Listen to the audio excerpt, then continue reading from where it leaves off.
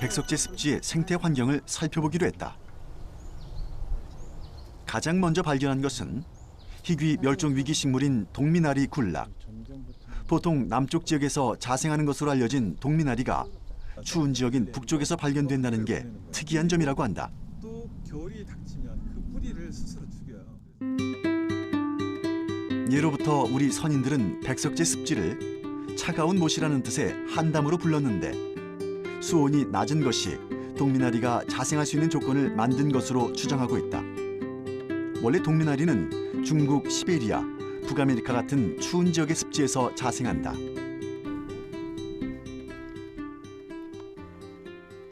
습지 주변엔 넓게 논이 펼쳐져 있다. 이 논에서도 특이한 식생이 자라고 있는데 바로 남방계 식물인 물고사리다.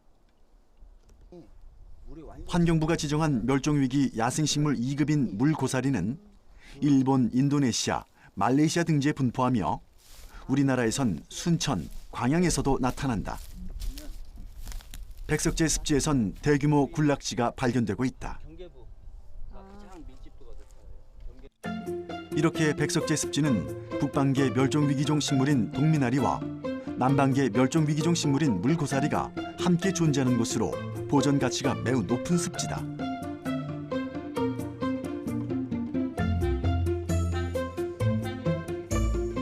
북방계 식물과 남방계 식물이 동시에 관찰되는 매우 특이한 생태 환경을 가진 백석제 습지에서 가장 큰 군락을 차지하는 건 바로 왕버들.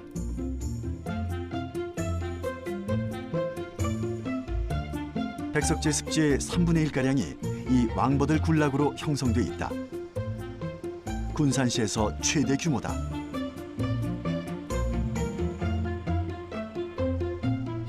왕버들이 잘 자라려면 수심이 너무 깊어서도 안 되지만 항상 물이 마르면 안 된다. 수백 년 동안 습지 그대로의 형태를 간직해온 이곳은 그런 면에서 왕버들의 안정적인 서식처가 될 수 있었다. 버드나무는 한없이 뻗어나가며 성장할 것 같지만 잘 쓰러진다. 하지만 그 위에 새로운 나무들이 또 자라난다. 이곳에선 자연적인 천이 과정이 늘 반복되고 있다. 이렇게 어렵지 않게 이렇게 들어가거든요. 이런 거 보면은 여기에 쌓였던 어떤 시간으로 본다고 하면 굉장히 오랜 동안 쌓인 흔적을 볼 수 있어요. 이렇게 버드나무 군락이 형성되면 해를 좋아하는 식생뿐 아니라 그늘을 좋아하는 식생이 버드나무 군락지로 숨어들어 그 그늘 속에서 자라는 식생도 생겨나게 된다. 이 버드나무 군락은 식생의 다양성을 제공하는 공간인 것이다. 유레카!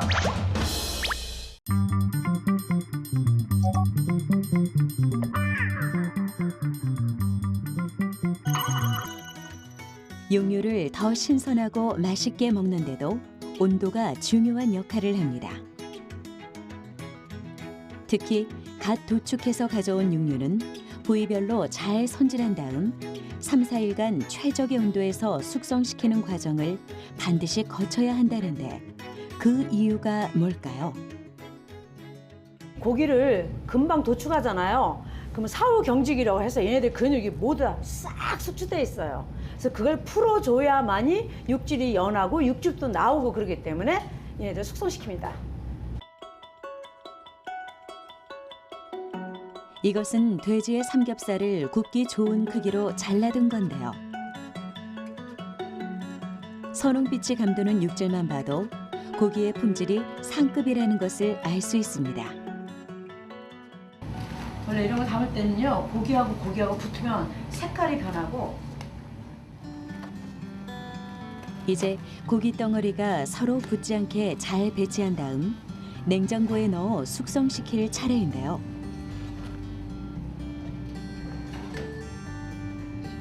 이때 냉장 온도는 0에서 1도씨 사이로 맞춰둡니다.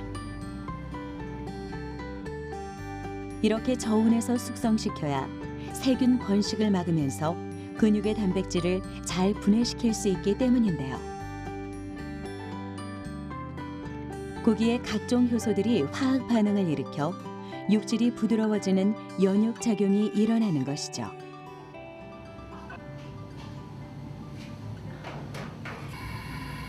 저온에서 최소 3일 이상 숙성시킨 고기를 구울 때도 세심한 온도 조절이 필요한데요.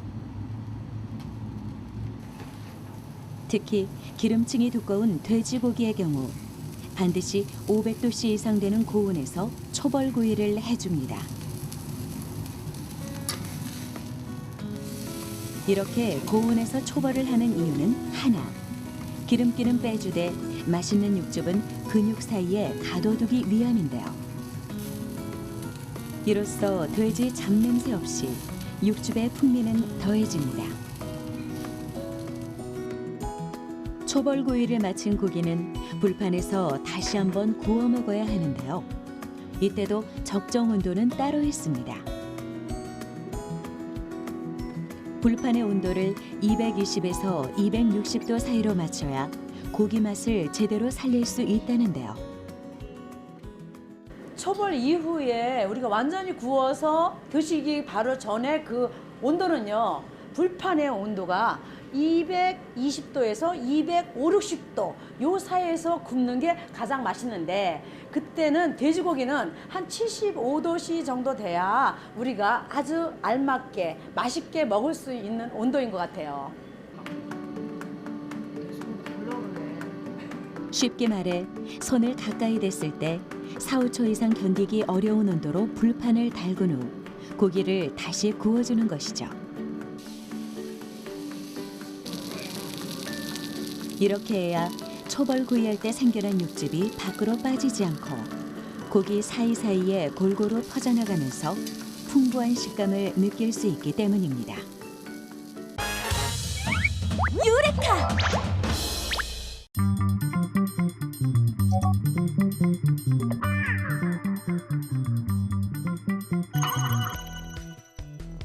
이처럼 수소 연료 전지 발전소는 기존 대규모 발전 방식과 달리 대부분 도심 속 주거지 인근에 설치되고 있습니다. 도심 속 에너지 발전소, 어떻게 가능한 일일까요? 서울시 마포구의 한 수소 연료 전지 발전소. 얼핏 보면 공원 관리 시설 같지만 엄청난 에너지를 지니고 있다는데요. 국내 서울에서 가장 규모가 큰 연료전지 발전 시설이며 가장 운영 실적이 좋은 도심 속의 친환경 에너지 발전소라고 말씀드릴 수 있습니다. 실제로 발전소와 가까운 거리에 다중 이용 시설 등이 자리해 있는 것을 확인할 수 있었습니다. 보시다시피 저희 현장은 굉장히 조용한 편이고요. 여타의 다른 발전소에 비해서 굉장히 조용한 편이기 때문에 아직까지는 특별히 민원이나 이런 거는 없습니다. 이곳 발전소의 소음을 측정한 결과 연료전지 설비에서 35m 떨어졌을 때 자동차 시동 수준의 소음인 약 55데시벨의 수치가 나타났습니다. 또 미세먼지, 황산화물과 같은 대기오염 물질 역시 전혀 배출되지 않았는데요. 도심 안에서도 안전하고 쾌적하게 발전소를 운영할 수 있는 이유입니다. 특히 수소가 도심 공존 에너지로 주목받고 있는 가장 큰 이유는 연료전지의 발전 원리에 있는데요. 연료전지는 일반 화력발전과 달리 연소 과정을 거치지 않고 화학 반응을 통해 전기를 생산하기 때문입니다. 먼저 천연가스에 산소를 결합해 청정에너지인 수소를 분리하는데요. 이렇게 추출된 수소를 스택이라는 부품에 넣고 산소를 주입하면 이온 반응을 통해 전기 에너지가 발생하게 되는 거죠. 스택 모듈입니다. 수소와 산화물의 화학 반응으로 전기와 열을 생산하는 장치로서 저희 연료전지 발전소의 가장 중요한 설비입니다. 그렇다면 이곳의 전력량은 어느 정도일까요? 전력량은 연간 약 1억 6천만 킬로와트아워입니다. 마포구 가정용 주택의 총 수의 약 28%를 저희가 담당하고 있습니다. 가구 수로 따지면 약 4만 5천 가구에 전력을 공급할 수 있는 양입니다. 또한 그 생산되는 열은 900억 킬로칼로리가 나오는데 가정수로 따져보면 약 12,000가구에 공급할 수 있는 양입니다. 수소 연료전지 발전은 전력 소비 지역에서 전력을 생산하는 분산형 전원 방식을 사용해 어떤 발전원보다 높은 효율을 자랑하고 있습니다. 수소 연료전지 발전은 지금 현재 우리가 이용하고 있는 기존의 어떤 화력 발전과는 달리 연료의 연소를 통한 에너지 변환 과정이 없이 직접적으로 연료와 산화제 간의 어떤 전기화학적 반응을 통해서 전기 에너지를 생산하기 때문에 실제로 굉장히 효율적이고 친환경적으로 발전할 수 있는 장점을 가지고 있습니다. 이러한 그 수소 연료전지 발전의 경우에는 특히 우리가 수소를 필요로 하는 곳에서 수소를 생산하고 직접 공급할 수 있는 분산 전원 방식이기 때문에 송전탑 설치 비용을 감축시킬 수가 있고요. 그다음에 송전 손실이 없는 우리가 전기를 활용할 수 있는 그런 장점을 가지고 있습니다. 유레카!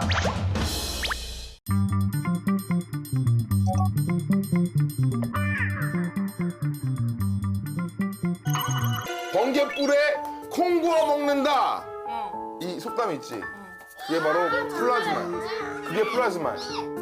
번개불에 콩이 있게 번개가 치는 거야. 제가 플라즈마야, 플라즈마. 우리 일세대장 안에 있는 게 번개 치는 게 플라즈마야.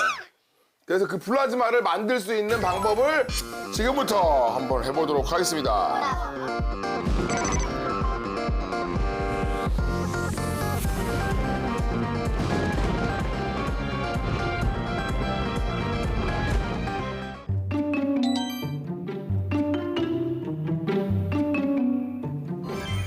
어디가? 아, 뭐해? 우와! 뭐 하냐고, 여보.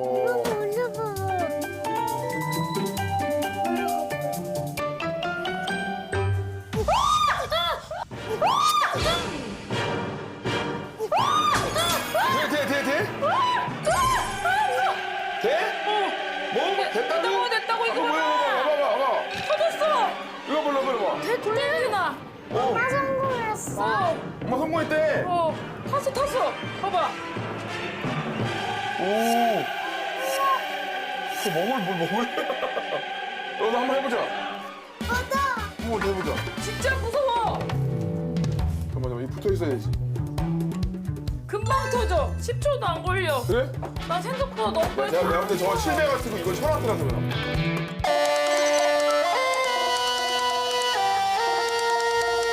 이거 와타가 커. 때리자. 일로 와봐. 나와봐. 아니, 안 돼.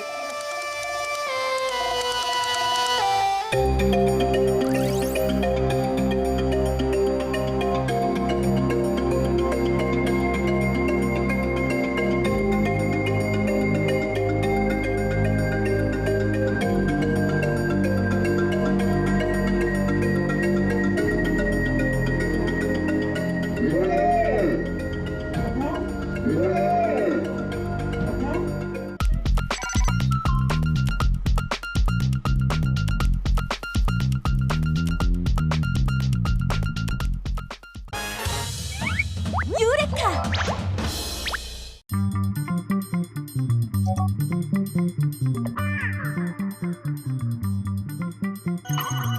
서울시 성북구에 위치한 한국과학기술연구원.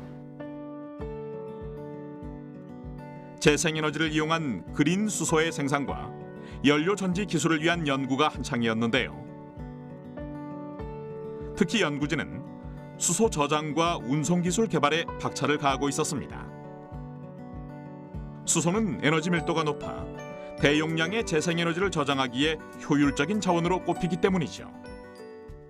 재생에너지가 많이 생산되는 곳에서 다량의 물로부터 다량의 수소를 우리가 추출하는 그런 공정을 개발하는 경우 그렇게 생산된 그린 수소를 우리가 수소를 이용하는 곳, 예를 들어 수소 도시와 같은 곳으로 우리가 운송을 해야 됩니다. 근데 이렇게 대량의 수소를 안전하고 경제적으로 우리가 수소 도시로 이송하는 기술이 굉장히 어렵습니다. 그래서 사실 수소 저장 기술은 이러한 수소 생산 기술과 수소 이용 기술, 수소 도시 간을 잇는 브릿지 역할을 하는 핵심 기술이라고 말씀드릴 수 있습니다. 이 물질이 바로 수소 저장과 운송을 위해 개발된 LOHC라 불리는 액상 유기수소 운반체인데요. 이 투명한 액체 1세제곱미터에 수소차 10대 이상을 충전할 수 있는 수소를 저장할 수 있다고 합니다.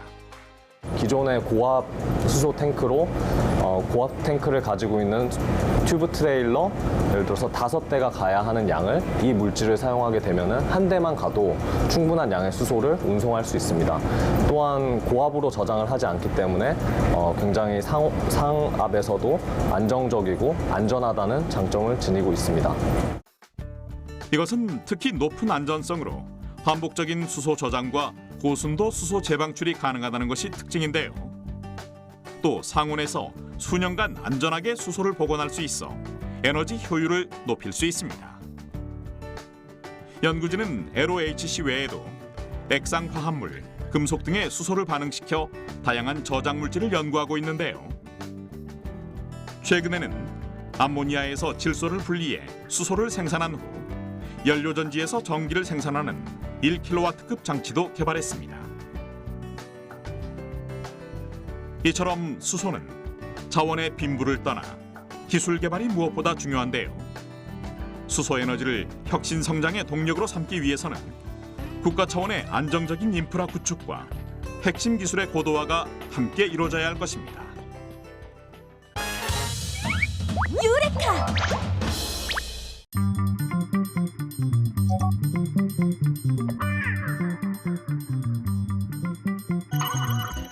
붙였다가 떼는 거죠? 아픈데 저 엄청 아픈데? 아 붙여버렸어. 뒤집니다. 이거 확 그냥 떼주세요. 저 딴 데 보고 있을게요. 어때요? 저 그냥 이러고 있을게요.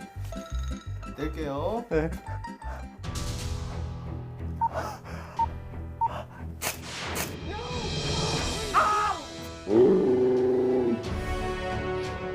아팠어요? 엄청 아팠어요. 저 안 아프다 그랬는데 누가? 이거 이거.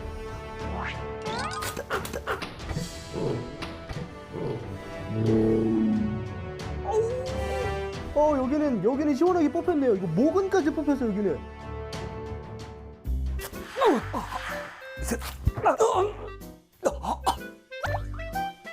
이거를 다 뽑으려면 이 고통을 10대 번은 더 해야 되네요.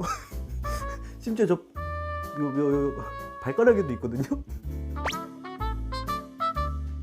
제모할 거 싶으세요? 에이, 어디든 가보자. 여러분, 제가 알아보니까요, 왁싱샵에서 제모를 하면 그나마 좀 덜 아프다고 하더라고요. 그래서 제가 왁싱샵 앞에 왔거든요. 안녕하세요. 안녕하세요.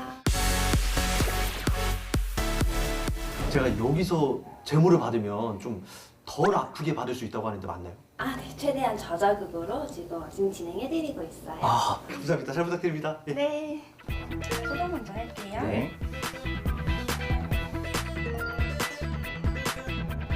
이렇게 피는 거구나. 깼어! 와. 안 아파요? 안 아파요. 뽑히는 느낌이 나거든요. 근데 안 아파요. 일단 지금 홈케어용으로 나오는 제품 자체가 이제 피부에 저자극으로 나왔다기보다는 그냥 이제 쉽게 대중화될 수 있는 제품들이 많이 나와 있고요. 그리고 이제 털이 뽑혀야 되는 방향이 있는데 혼자 하다 보면은 이제 혼자 할 수 있는 방향은 정해져 있잖아요. 그래서 전문가들도 집에서 혼자는 잘 안 하려고 해요. 방향이 있구나. 네.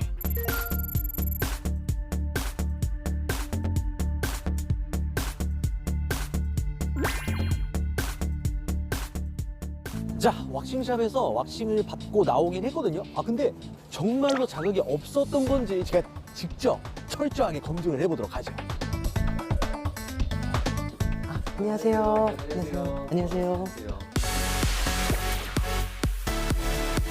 제가요, 한쪽 다리는 집에서 이제 테이프 같은 거로 셀프 왁싱을 했고요. 또 한쪽 다리는 왁싱샵에 가서 좀 왁싱을 받아왔거든요. 피부 상태가 좀 차이가 있는지가 궁금해서 왔거든요. 볼까요? 예, 감사합니다. 네. 충혈이 된 거예요. 자극이 된 거예요. 피부가. 그다음에 두 번째, 지금 제모하려고 했는데 제모가 완전히 안 되고 이 털이 지금 남아 있죠. 그러네요. 그러니까 제모도 많이 안 됐고. 미세한 상처들이 낫겠군요. 자극이 돼 있고. 지금 보면 여기는 그 왁싱샵에서 한 것 같은데 네네. 좀 깔끔하게 됐어요. 자극이 좀 덜하네요. 요즘 위생 때문에 좀 제모를 많이 한다고 제가 알고 있는데 일단 그 제모를 필요로 하는 사람은 해야 되겠죠. 그러니까 예를 들어서 너무 털이 많아서 좀 수치스러워서 사람 못 만나겠다. 뭐 그런 사람은 해야 되는 거고 또 염증이 자꾸 생기는 분들, 특히 수영 같은데 그런 분들은 이제 제모를 해야 되겠죠. 근데 꼭 제모를 해야 되는 건 아니에요. 그러니까 털이 어느 정도 있는 것도 그 부속 기관으로 또 피부를 재생시키는 데 도움이 되기 때문에 이제 본인의 상태에 따라서 제모를 결정하셔야 되죠. 유레카!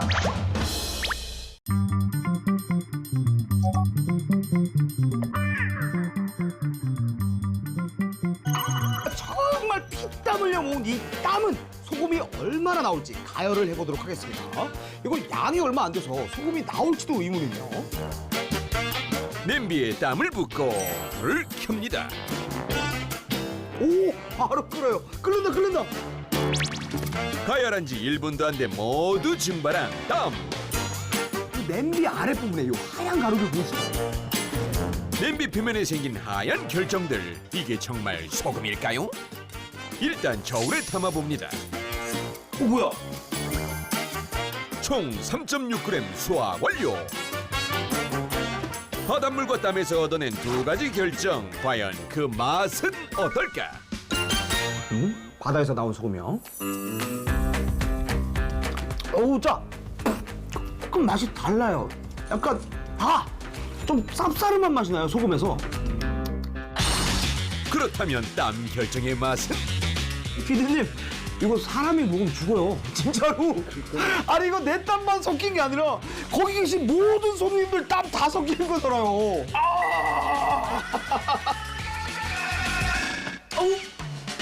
잠깐. 절대로 따라하지 마세요. 똑같이 짠맛은 똑같은데? 바닷물 소금이 훨씬 더 짜요. 그리고 땀에서 나온 소금은 덜 짭니다. 일단 맛부터 일반 소금과 차이가 느껴진다는 정군 씨. 이게 둘 다 시중에 파는 소금이랑 똑같을지 궁금해지네요. 그래서 전문가를 찾아 분석을 의뢰해봤습니다. 소금인지 한번 확인 한번 해주실 수 있을까요? 먼저 바닷물 결정을 관찰해 보는데요. 과연 일반 소금과 똑같은 모양을 하고 있을까요? 이게 바로 바닷물 결정. 일반 소금 결정과 차이가 있습니다. 현재 이 물을 증발시킨 상태이다 보니까 현미경으로 관찰한 결과 혼합되어 있는 결정을 확인할 수가 있었습니다. 보통 소금은 햇빛 아래서 천천히 형성되며 정육면체의 결정이 생기는데요. 열을 가해 급하게 수분을 증발시킬 경우 직육면체 모양이 형성되기 어려워 이런 형태가 된다고 합니다. 그렇다면 땀 결정은 어떤 모습일까요? 같은 방법으로 관찰해봤습니다. 많은 불순물과 함께 관찰이 되네요. 땀 결정의 모습입니다. 소금과 비교하니 확실히 불순물이 가득. 아니 그런데 이렇게 만든 소금 먹어도 되나요? 아니 이걸요? 안 됩니다. 일단 땀은 기본적으로 오줌과 성분이 비슷합니다. 물론 오줌과 농도에 있어서는 큰 차이가 있지만 질소 노폐물인 요소도 포함이 되어 있고 또한 채취 과정에서 표피세포라든지 피지 등도 같이 들어가 있기 때문에 드시지 마세요. 유레카!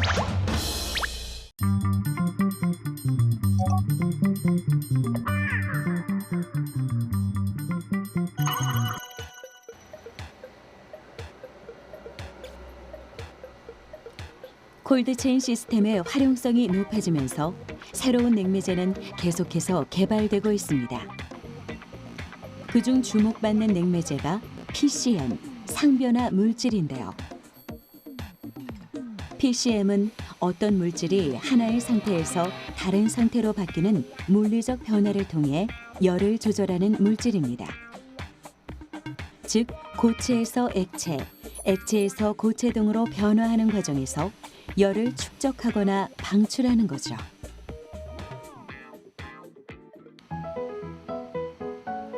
PCM은 드라이 아이스와 달리 원하는 온도를 설정할 수 있습니다. 여기에 온도를 한번 적용하면 그대로 유지된다고 하는데요. 적정 온도에 맞춰 오랜 시간 보관해도 온도가 쉽게 변하지 않아 다양한 식료품을 보관할 수 있다고 합니다.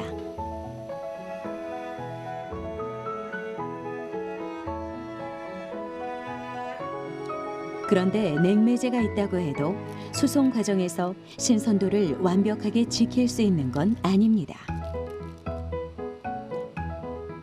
냉매제와 식품을 담아 이송하는 포장 용기에도 온도를 지키는 기술은 필요한데요. 예전엔 스티로폼과 같은 박스를 주로 이용했지만 최근엔 종이 박스나 재사용이 가능한 친환경 박스를 활용합니다. 때문에 포장 용기의 재질부터 디자인, 구조 등을 고려해 제작해야 하죠.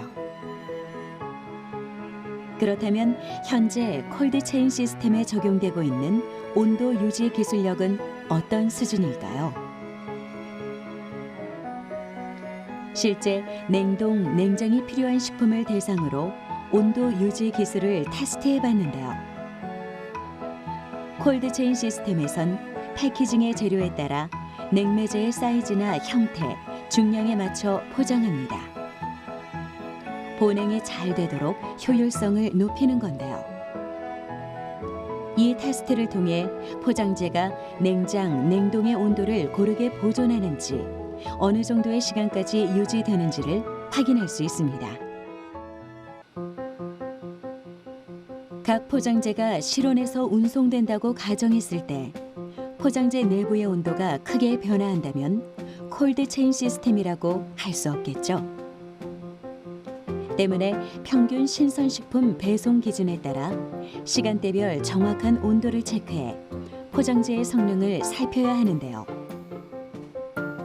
어떤 재질의 용기, 그리고 어떤 형태의 패키징이 온도를 더욱 잘 유지하는지를 확인하면 그 결과에 따라 냉매제와 패키징 기술을 보다 정확히 보완할 수 있게 되는 겁니다.